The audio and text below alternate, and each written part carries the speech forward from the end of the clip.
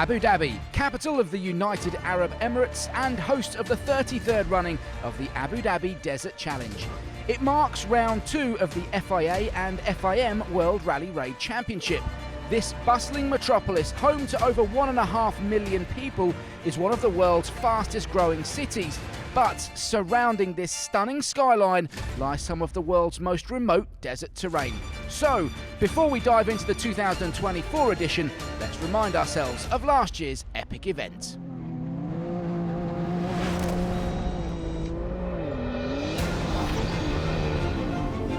This part of the world is very demanding. A lot of dunes, like you are in the sea of dunes. So it's really fun to drive. It's always nice to ride here in Abu Dhabi. The dunes have a love-hate relationship.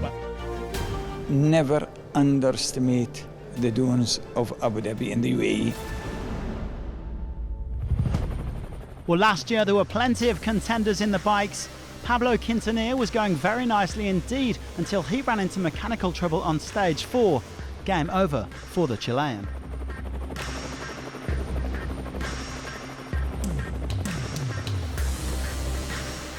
That handed the initiative to his Honda factory teammate Adrian van Beveren, who claimed the overall honours.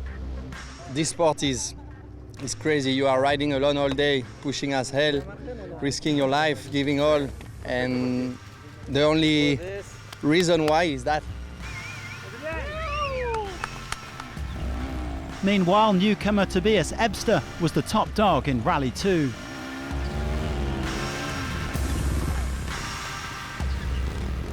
Abdulaziz Akhli once again dominated the quads to make it a hat-trick of titles. Third win in a row. Very proud to hold my country flag very high. Another local star, Mansour Al-Halay, was right up there in the T4s, but he had to settle for second after a 15-minute penalty for missing a waypoint. Victory went to the world champion, Rokas Bachuska, who also won 3 stages. Seth Quintero came out on top in the T3s, the young American taking the lead in the W2RC, which he would go on to conquer. Great week for the points in the championship, took over the overall lead, got the win, got a couple stage wins, so really couldn't have asked for a better week. Well, finally to the cars, which was all about survival. Nasser Al-Attiyah's rally was ended by this huge crash on stage 3.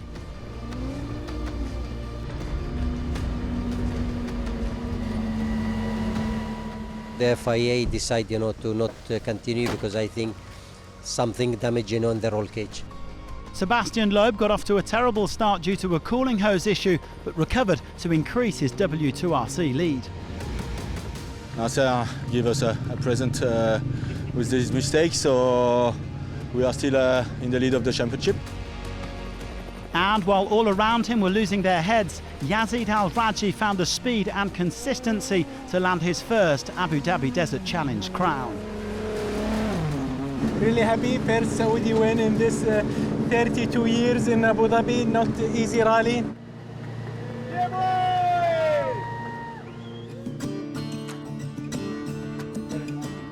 2024 has a lot to live up to then, and before the event can officially get underway, the administration checks at the Abu Dhabi Energy Centre a formality and a good chance to catch up with the main players in this year's rally.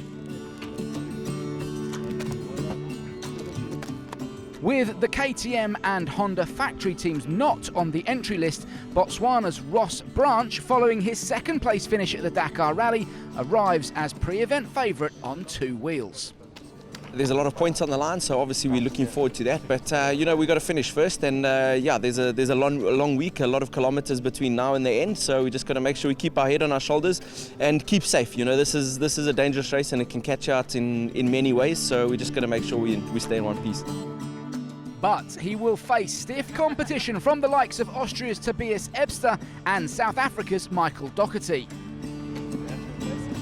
These are my background, it's where I've been training, been riding for a couple of years. So we had my first rally, did really well on that one. So looking to actually finish a rally this time and get a good result. In the cars, meanwhile, a star-studded lineup shapes the entry list, with 3-times winner Nasser Al-Attiyah back after a difficult start to the season in Saudi Arabia. We are here to win. We have a good experience. If you go back last year, we win all the stage with a good time, you know, and except the crash. But okay, this is the race, and now we are here with the hunter, you know, and we try to do our best and to win. But last year's winner, Yazid Al-Raji, is back again, and he's looking to do the double.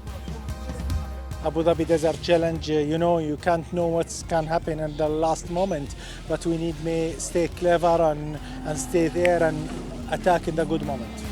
The car category promises to be a battle that will rage all the way to the finish line, and the same can be said for the T3 class. Fresh from victory at the Dakar just last month is championship leader Cristina Gutierrez, who's the woman to beat. It's not an easy race. We know from the past year that it's a very challenging race, also because there is a lot of dunes, unexpected, and for sure we will try to do our best and try for sure to win, and we will see what happens. While in the T4 class, local man Mansour Al-Halay, who finished second last year, is hoping to go one better in 2024.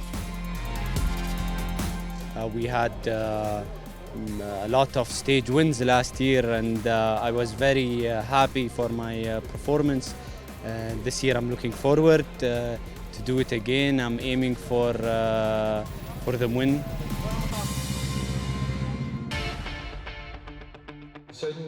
On Sunday evening, the day before the prologue, over 100 riders and drivers attended the official press conference. Rally organisers EMSO paid tribute to the event's many sponsors before some of the top competitors discussed what lies ahead in this 33rd edition.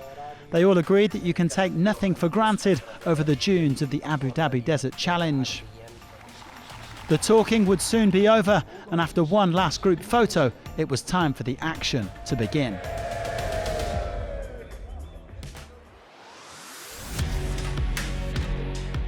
Five long days and 2,000 kilometres lie in wait, with the bivouac relocating 250 kilometres west along the coast to the Al Dhafra region and city of Al Dana.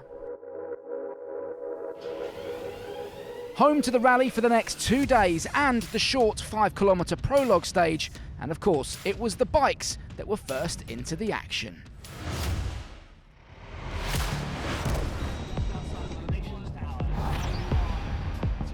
The competitors, as per tradition, going over the ceremonial start ramp to kick off proceedings, a celebration of this spectacular event before making their way down to the start of the stage. And it came as no surprise to anyone that Ross Branch set the early pace. Despite the stage only being 5 kilometres in length, the Botswanan rider on his hero machine a full 8 seconds faster than teammate Aaron Murray, a late replacement for Sebastian Buehler. And after a reunion with the hero team, Murray returns to full-time competition on a factory bike, and the South African, who finished 4th here in 2021, is out to support teammate Branch with an eye on the podium. Yeah, it was pretty good. I made a small mistake like halfway through the prologue. I went a little bit too far in the one berm, so yeah, I probably lost a little bit of time, but overall I think it was all right. So in any ways, it's a short prologue, and you know the real race starts tomorrow. Third fastest through came Konrad Dabrowski. The 26-year-old, who has been plagued with injury, is looking for a strong year after finishing 24th at the Dakar just a month ago. And it was a great start to the rally for Poland's Kamil Wisniewski in the quad category. Unable to start this year's Dakar rally through injury, but now up to full health, Wisniewski was fastest through the prologue. Just a few seconds slower came local star Abdulaziz Ali, and with 3 Abu Dhabi Desert Challenge wins in a row under his belt, the hometown hero is out to make it 4.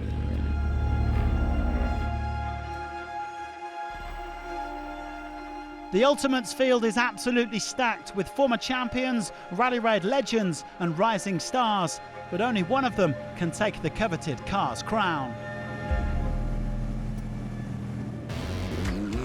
No surprise to see Martin Prokop going well. The Czech star won this event in 2018 and was runner-up at the last 2 editions. His Ford Raptor, Shrek, only turned up at 4 a.m. yesterday, so there wasn't much time to prepare this red and yellow beast, but he was still third fastest. Much easier than last year. It was very fast and nice corner. So it was just like good practice, you know. Really a lot about the power of the car. So there we know that we are not on the top of the power, but it was fun to drive, so yeah, no problem. Guillaume de Mévius has made a fantastic start to life in the ultimate class, powering to second place at the Dakar last month. That prompted the Belgian to launch a World Championship bid, and with Carlos Sainz absent, he has a golden opportunity to snatch the W2RC lead. De Mévius second today, only 4 seconds off the pace. But victory went to a flying Nasser al-Attiyah, who has a point to prove after his disappointing Dakar. The Qatari claims his pro-drive Hunter is 25% stronger for Abu Dhabi. Time will tell, but he and brand new co-driver Edouard Boulanger are off to the ideal start. It was amazing, you know. Yes, we are so happy, you know, to finish the prologue, and we'll see which position now. The cars is really amazing, and I'm quite happy.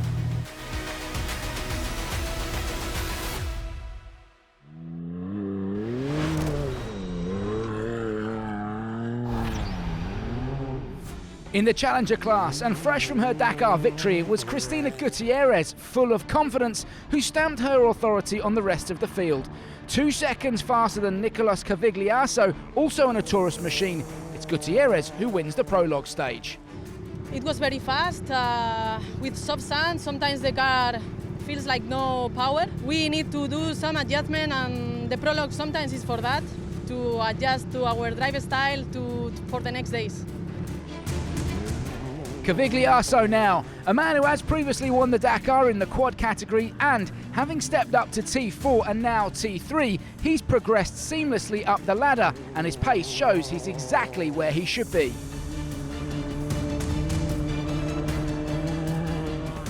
Flying the flag for Can-Am, and third fastest, Rokas Baciuszka. The Lithuanian who won the event last year in the T4s returns this year. Just 3 seconds separated the top 3.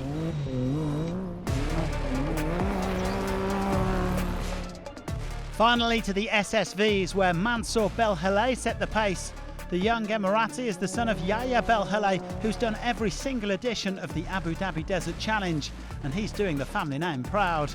Runner-up last year, he went through the prologue 4 seconds faster than João Ferreira, a nice belated birthday present after turning 31 yesterday. The 33rd Abu Dhabi Desert Challenges go, and tomorrow it's time to get properly stuck into these dunes. Don't miss it.